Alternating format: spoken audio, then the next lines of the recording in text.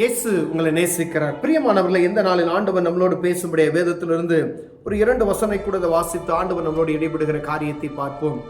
அது வெளிப்படுத்தின விசேஷம் 3வது அதிகாரம்.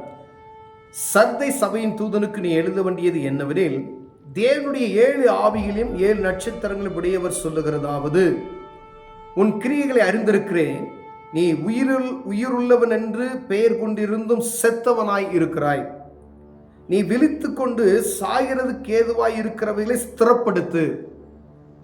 உன் கிரியைகள் தேவனுக்கு முன் நிறைவுள்ளவைகளாக நான் காணவில்லை. ஆகையால் நீ கேட்டு பெற்றுக்கொண்ட வகையை நினைவு கூர்ந்து அதை கை கொண்டு மனம் திரும்பு. நீ விழித்திராவிட்டால் திருடனை போல் உன்மேல் வருவேன். நான் உன்மேல் வரும் வேலையை அறியாது இருப்பாய். பிரியமானவர்களே, ஒவ்வொரு சபையும் இந்த 7 சபைகளுக்கு எழுதும்போது சர்தை சபையின் தூதனுக்கு நீ எழுத வேண்டியதாவது என்று சொல்லி யோவானுக்கு வெளிப்படுத்த அந்த தீர்க்க தரிசன வார்த்தைகள், அங்கு சொல்லப்படுகிற ஒரு காரியத்தை ஆண்டவர் உரைக்கிற சத்தத்தை நீ எழுது என்று எழுதியிருக்கிறார். நீ விழித்து கொண்டு சாகிறதுக்கு ஏதுவாய் இருக்கிறவர்களை ஸ்திரப்படுத்து. நீ விழித்து கொண்டு சாகிறதுக்கு ஏதுவானவர்களை நீ ஸ்திரப்படுத்து. அதுக்கு முன்பதாக எழுதப்பட்டிருக்கிறது, உன் கிரியைகளை அறிந்திருக்கிறேன். நீ உயிருள்ளவன் என்று பெயர் கொண்டிருந்தும் செத்தவனாயிருக்கிறாய். நான் நிற்கிறேன் என்று சொல்லுகிறேன், விழுந்து போகாதபடிக்கு எச்சரிக்கையாய் இருக்கும்படியாய் அப்படின்ற ஒரு வார்த்தை உண்டு. அதே போல நான் ஆவிக்குரிய மனிதன் என்று சொல்லிக்கொண்டு ஜீவனோடு இருக்கிறேன், எனக்குள்ள ஆவி இருக்கிறது என்று சொல்லிக்கொண்டு ஆனால் செத்தவனை போல உன்னை நான் பார்க்கிறேன் என்று ஆண்டவர் சொல்லுகிறார். நீ உயிருள்ளவன் என்று சொல்லுகிறாய், நீ செத்தவனை போல இருக்கிறாய். ஒரு ஜீவனுள்ள மனிதன் அவன் நடமாடுவான். அதே போல ஆண்டவர் சொல்லுகிறார், நீ உயிருள்ளவன் என்று சொல்லிக்கொண்டு செத்தவனை போல கிடக்கிறாயே. அப்ப நீ அலைந்து திரிகிற அனுபவம் உனக்கிட்ட இல்லை. நீ கேட்டு பெற்றுக்கொண்ட அந்த காரியத்தை குறித்ததான அக்கறை உன்னிட்ட இல்லை. நீ என் தேவ சமூகத்தில் இப்படிப்பட்டதான காரியத்தை எனக்கு தாங்க ஆண்டவரே, நான் இப்படி செய்வேன் அப்படி செய்வேன் என்று சொல்லி அநேக முறையில் நாமே வாய்களை கொடுத்து ஆண்டவர் சமூகத்தில் பதறி பேசுகிற காரியங்கள் உண்டு. பிரியமானவர்களே, எனக்கு அந்த வரம் கொடுங்க, இந்த வரம் கொடுங்க, நான் பெரிய காரியத்தை செய்து விடுவேன் என்று சொல்லி ஆண்டவர்கிட்ட கேட்டு வாங்கிய காரியங்களை ஸ்திரப்படுத்தாதபடிக்கு, பயன்படுத்தாதபடிக்கு அப்படியே மங்கி போய் செத்த ஜடம் போல காணப்படுகிற மனிதர்களை குறித்து ஆண்டவர் தெளிவாக இங்கு எழுதி வைத்திருக்கிற ஒரு வார்த்தை. பிரியமானவர்களே, நான் உன் காரியங்கள் எல்லாத்தையும் நான் அறிஞ்சிருக்கிறேன், உன் கிரியெல்லாம் அறிஞ்சிருக்கிறேன், நீ செய்கிற செயலெல்லாம் நான் பார்க்கிறேன். ஆனாலும் உன் மேல உனக்கு குறைவுண்டு.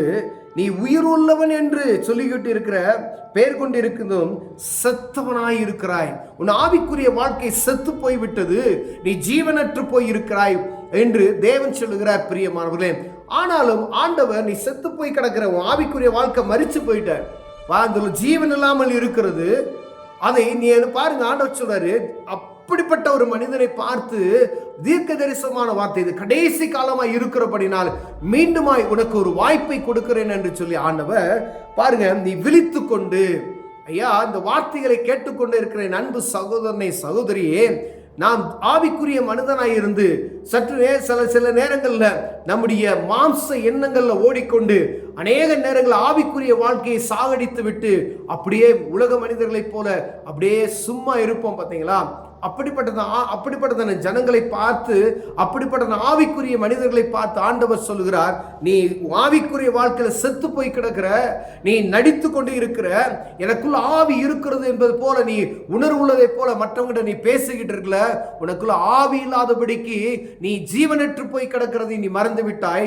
ஆனாலும் உனக்கு ஒரு மீண்டுமாய் ஒரு வாய்ப்பை நான் கொடுக்கிறேன் என்று சொல்லி ஆண்டவர், நீ விழித்து கொண்டு விழித்திரு, தெளிந்த பத்தியவனாய். டக்குன்னு நீ இந்த வார்த்தையை கேட்கும் போது தெளிந்து கொள். யாரோ ஒரு ஊழியக்காரர் மூலமாக கூட பேசியிருக்கலாம், நீங்க வேத புத்தகத்தை வாசிக்கும் பொழுது பேசியிருக்கலாம். ஒருவேளை ஆண்டவர் இந்த சத்தத்தை உங்களுக்கு காதுல கேட்குவதற்கு ஒருவேளை உதவி செய்தாரானால், அப்படிப்பட்ட ஆவியானவர் உங்களோடு பேசுகிற வார்த்தைகளை மீண்டுமாய் ஆண்டவர் உங்களோடு பேசுகிறதற்காய் நீ விழித்து கொண்டிரு அப்படின்னு சொல்றார். நீ விழித்து கொண்டு சாகிறதுக்கு ஏதுவான இருக்கிறவைகளை ஸ்திரப்படுத்து.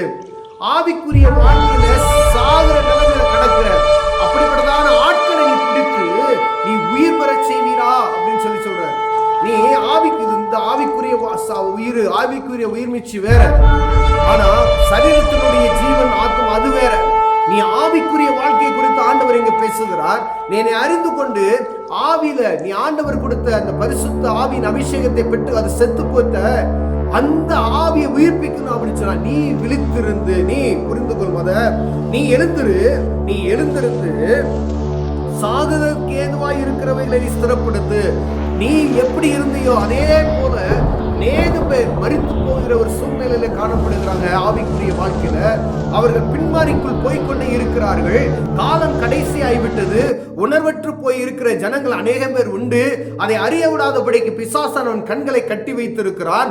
அப்படிப்பட்ட ஜனங்களுக்கு நீ ஒரு உணர்வு ஆவி அவர்களுக்குள் வைக்கும்படியாய் அப்படிப்பட்டவர்களை நீ ஸ்திரப்படுத்து என்று சொல்லுகிற இந்த சத்தத்தை நாம் கேட்க முடிகிறது. பிரியமானவர்களே, எத்தனை பேர் இந்த சத்தத்தை கேட்கிறீர்களோ, ஒருவேளை என்னுடைய ஆவிக்குரிய வாழ்க்கை செத்து போய் கிடக்கிறது. ஒவ்வொரு மனிதனுக்குள்ள காணப்படுகிற ஆவிக்குரிய வாழ்க்கை அலசி ஆராய்ந்து பார்ப்போமையினால் அது ஜீவனற்று போய் இருக்கிறது. ஆனா ஜீவனை பெற்ற உங்களுக்கு ஆண்டவர் சொல்லுகிறார், நீ ஸ்திரப்படுவது மாத்திரமல்ல, அநேக பேர் செத்து கொண்டிருக்கிற ஜனங்களை ஸ்திரப்படுத்துவதற்காக நீ ஆயத்தமாகு. ஆண்டவர் சொல்றார்.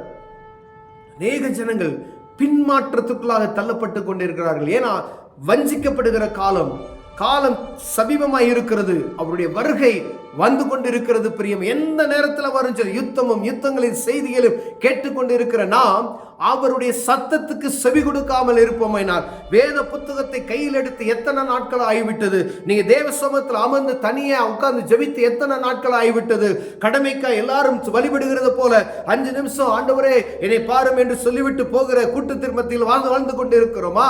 நீ பிரித்தெடுக்கப்பட்டவன், நீ பிரித்தெடுக்கப்பட்டவள் என்பதை உணராதபடிக்கு ஆண்டவர் கொடுத்த அபிஷேகத்தை இழந்து போகாதபடிக்கு செத்தவனை போல நீ இருப்பேன். அப்படிப்பட்ட ஆட்களுக்கு ஆண்டவர் சொல்லுகிறார், நீ நடித்துக் கொண்டு இருக்கிறாய், நீ செத்து போயிருக்க ஒரு ஆவிக்குரிய வாழ்க்கை ஒரு வாய்ப்பு தரேன், நீ மீண்டும் உயிர் பெற்று பெற்றுக் கொள்ளு. நீ அப்படி பட்டுட்ட அப்படின்னு சொன்னா அப்படி மட்டும் அப்படி நின்றாதபடிக்கு உன்னை போல மரித்தவர்கள் அநேக பேர் இருக்கிறார்கள். ஆவிக்குரிய வாழ்க்கையில மரித்து கொண்டு இருக்கிறவர்களை நீ ஸ்திரப்படுத்தும்படியாய் கடந்து செல் என்று சொல்லுகிறார். வேலை நமக்கு நம்மளே சரியில்லை, அவங்கள போய் என்னையா சொல்றது? முதல் ஆண்டவர் சொல்ற, நீ ஸ்திரப்படு, நீ விழுத்துரு, நீ எழுந்துரு. இந்த வார்த்தை கேட்டதுமே நீ ஒரு தெளிர்ச்சி உனக்குள்ள உண்டாகணும்னு சொல்றாரு. எழுந்துரு, அமர்ந்திருக்காதே, சோம்பேறித்தனத்திலிருந்து எழுந்துரு, முடங்கி படுக்காதே, எழுந்துரு. இது கடைசி காலம். இது தூங்குகிற நேரம் அல்ல, இது ஓய்வெடுக்கிற நேரம் அல்ல. யுத்த நாட்கள். இப்ப தூங்குவதற்கான வேலை அல்ல. ஒரு யுத்தத்தில் இருக்க மனிதன் தூங்கினால் அவள்தான் வாழ்க்கை போச்சு.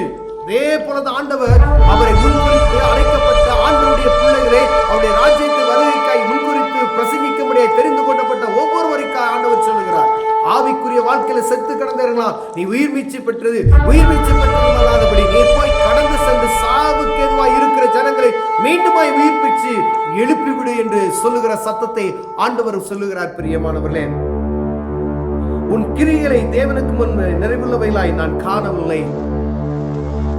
நீ செய்கிற கிரியைகளை ஆண்டவருக்கு முன்பதாய் நிறைவுள்ளதாய் நான் காணவில்லை. நம்ம கேட்டு வாங்கிய அநேக பேர் பாருங்க, எனக்கு அந்த வல்லமை தாங்க, இந்த காரியத்தை தாங்க ஆண்டவரே, என்ன செய்வோம் அப்படின்னா நான் இப்படி செஞ்சிருவேன், அதை கொடுத்தா நான் இப்படி செஞ்சிருவேன். ஆண்டவர் எல்லாத்தையும் கொடுப்பாரு. ஆனா வாங்கி வச்சுட்டு என்ன செய்வோம்? அப்படியே மறந்து போயிடும். எல்லாம் வந்துருச்சு. ஆனா ஆண்டவர் கொடுத்ததின் நோக்கம் என்ன என்பதை ஆராய்ந்து பார்ப்பதற்காக நீ உட்கார்ந்து ஆண்டவர் இது எதற்காக எனக்கு கொடுத்தாரு அப்படி நீங்க கேட்கணும். நீங்க கேட்டிருப்பீங்கல்ல, கேட்டு பெற்றுக்கொண்டவைகளாகிய காரியங்களை நீங்கள் மறந்து போய் விட்டபடினாலே உங்கள் மீது ஆண்டவர் குறைச்சல்களாய் நான் காணப்படுகிறேன் என்று சொல்லுகிறார். ஆகிய நீ கேட்டு பெற்றுக்கொண்டவைகளை நினைவு கூர்ந்து, என்னத்தை கேட்டு பெற்றுக்கொண்டீங்க உங்களுக்கு தான் தெரியும், அதை நினைவு கூர்ந்து அதை கை கொண்டு மனம் திரும்பு, நீ விழித்திராவிட்டால் திருடனை போல உன்மேல் வருவேன். அந்த திடீர்னு ஆண்டவர் வருவார். ஒண்ணுமே செய்ய முடியாது, ஒன்னும் பண்ண முடியாது. ஐயா நான் பலவீன, ஒன்னும் பண்ண முடியாது. அதான் ஆண்டவர் சொல்றார், திருடனை போல வருவேன். எப்ப வருவேன்னு தெரியாது, நீ விழித்து கொண்டிரு அப்படின்னு சொல்றார் ஆண்டவர். நீ ஜாக்கிரதையாயிரு, எச்சரிக்கையாயிரு. இது சாதாரணமான சத்தம் அல்ல. ஆண்டவர் உன்னோடு பேசுகிற ஒரு காரியம் என்பதை அறிந்து ஏதோ ஒரு வசனத்தை எடுத்து போதித்துக் கொண்டிருக்கிறார்கள் என்று சொல்லாதபடிக்கு யோவானுக்கு ஆண்டவர் கர்த்தருடைய பிள்ளைகளுக்கு இதை சொல்லு என்று எழுதி வைத்த நோக்கம் ஒன்று உண்டு. பிரியமானவர்களே, நீ செத்தவனை போல கிடக்கிறாயே, உனக்கு நான் ஜீவனை கொடுத்தேனே, நீ மீண்டுமாய் உயிர் பெற்று மீண்டும் செத்து கொண்டிருக்கிற அநேக ஜனங்கள் என்னத்தை ஸ்திரப்படுத்து, அதுக்கான அதிகாரத்தை நான் உனக்கு கொடுத்தேன் என்று கேட்டு பெற்றுக்கொண்ட காரியங்களை நீ நினைவு கூர்ந்து அதன்படி நீ செய்வாயானால் எச்சரிக்கையாய் இருப்பாய். இல்லாவிட்டால் நான் திருடனை போல் வருவேன். அவர் வந்தா என்ன நடக்கும் நமக்கு தெரியும். பிரியமானவர்களே, அவருடைய வருகைக்கு முன்பதாய் நாம் செய்ய வேண்டிய காரியத்தை சரியாய் செய்துவிட ஆண்டவர் விரும்புகிறார். பிரியமானவர்களே, ஒருவர் இந்த சத்தத்தை கேட்டுக்கொண்டு அன்பு சகோதரனே சகோதரியே, ஆண்டவர் உங்களோடு பேசலாம். கண்களை மூடுங்கள், ஜெபம் செய்வோம். அன்பின் தகப்பனே, ஆண்டவர் எங்க ஆவிக்குரிய வாழ்க்கையில செத்து கிடக்கிற ஐயா, அது உயிர் மீட்சி அடைய செய்வீராக. நாங்கள் மாத்திரமல்ல, நேக மரித்து போய் கிடக்கிற என் ஜனங்களை உயிர் மீட்சி செய்ய உதவி செய்வீராக ஐயா. பெற்றுக்கொண்டவர்களை கேட்டு நாங்கள் வாங்கி கொண்டவைகளை நினைவு கூர்ந்து அதன்படி செய்வதற்கு என் தேவன் எங்களை தகுதிப்படுத்துவீராக நான் ஜெபிக்கிறேன். இயேசுவின் நாமத்தில் பிதாவே, ஆமென்.